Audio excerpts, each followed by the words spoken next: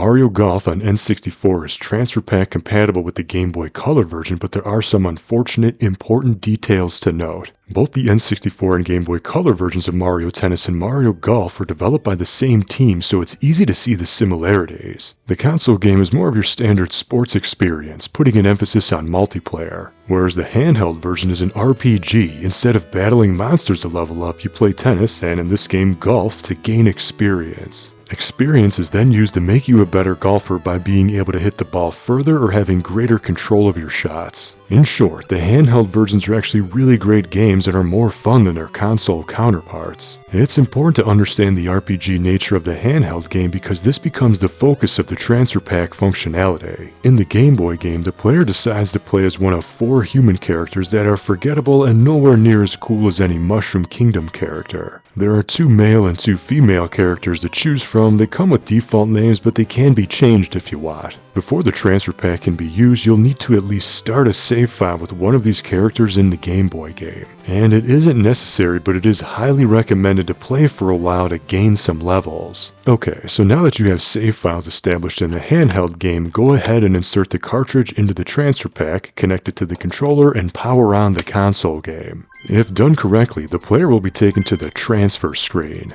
Then select your character that you want to import. Follow the simple steps to complete the transfer. Then the game takes you to the main menu where you can play like normal. Now you'll see your characters occupying the bottom slots on the character selection screen, and they can be used in full 3D in any gameplay mode. Their stats carry over from the Game Boy game, so if you level them up first, they'll play better in the console version. Playing as these Game Boy characters in the N64 game can earn XP, which can then be transferred back into the Game Boy game to help with leveling up. To do this, just follow the steps on the transfer screen. Then, the next time you fire up the Game Boy game, the console XP points will be allocated. So to quickly summarize, you can bring your leveled Game Boy characters into the console game where they can earn optional XP that can be brought back into the handheld game. This system is very similar to Mario Tennis's Transfer Pak functionality. I'll leave a link to that video on this topic in the description. But Mario Golf has one big difference in comparison to Mario Tennis. You see, as soon as you turn off the power in the N64 game, your imported Game Boy characters are deleted. Making matters more cumbersome, each of the 4 exclusive Game Boy characters can be imported into the N64 game, but there are only 3 save slots. So if you want all 4 characters to appear in the N64 game at the same time, you'll need to permanently delete a Game Boy save slot after uploading that character's data. Then quickly start a new game with that 4th missing character, then re-upload without powering down the N64 game, which is definitely an inconvenient, tedious bummer. To be fair, Mario Golf was the first game to support the Transfer Pak and was released before the Transfer Pak was available in the States. There were several months between the launch of Mario Golf and Pokemon Stadium, so this whole play this version to import into that version idea wasn't fully fleshed out yet. So the overall thought is there, and it does work, but it's far from an ideal situation. The Game Boy version of Mario Golf does receive one tiny extra that's not that important though. After the connection is made with the N64 game, the N64 tracked data gets pushed to the handheld version, so now you can view the checklist of which modes were completed with which character.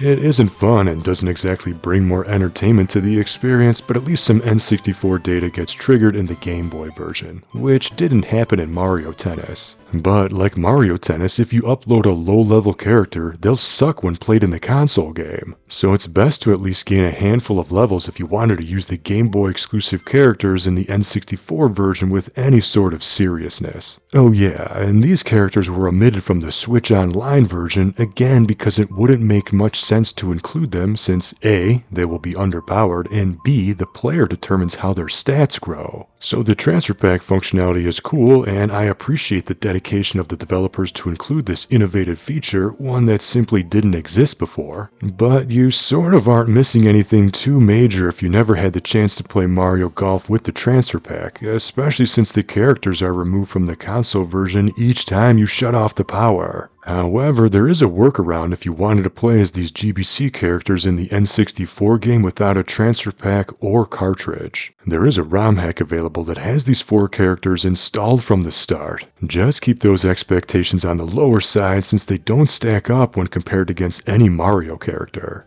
Plus, these are just boring human characters. Wouldn't you rather play as a baby plumber? You know, a toddler that can barely stand on his own 2 feet but yet enjoys playing golf somehow? Or perhaps playing as the Princess of Mushroom People who doesn't like shooting from the lady tees? But what do you think? Did you know about this transfer pack functionality? Which version do you prefer? The RPG mode of the handheld game or the more party mode like gameplay of the console version? And which sport should Mario get into next? Me, I kinda think it's strange that we got several Mario horse racing games, but we never got a Mario fishing game. Let me know what you think in the comments. If you want to see more weird gaming communication features like this, I'll leave links to my dedicated playlist in the description. And if you want to help my quest of documenting neglected gaming features like this, please consider supporting me on Patreon. Until next time, thank you for watching and game on!